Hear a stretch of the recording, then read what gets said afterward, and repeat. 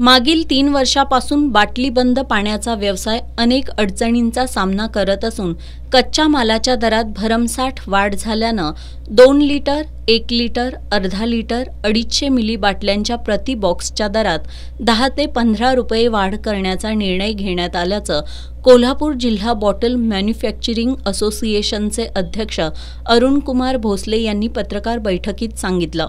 ही दरवाढ पश्चिम महाराष्ट्रातील घाऊक आणि किरकोळ व्यापाऱ्यांसाठी असणार आहे। याचा सामान्य ग्राहकाला कोणताही फटका बसणार नाही।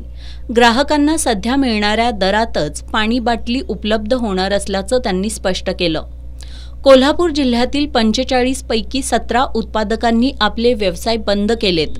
भविष्यात ही संख्या वाढण्याची भीती व्यक्त करत असोसिएशनचे अध्यक्ष भोसले यांच्यासह अन्य पदाधिकाऱ्यांनी शासनानं कच्च्या मालाच्या किमती कमी कराव्यात, जीएसटी 18% 5% करावा, वीज बिलात सवलत द्यावी, बाजारात सहज उपलब्ध होणाऱ्या कॅप्सवर बंदी घालावी, वॉटर एटीएम मधील पाण्याचं लॅब टेस्टिंग व्हावं।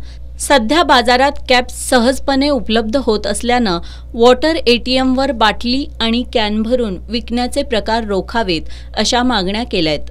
पत्रकार बैठकीला कोल्हापूर जिल्हा बॉटल्ड वॉटर मॅन्युफॅक्चरिंग असोसिएशनचे दशरथ चव्हाण, अरुण खोजगे, मयूर बर्गे, रोहन अंबोळे, रशीद मुल्ला, पीरसाहब मुल्ला आदी उपस्थित होते।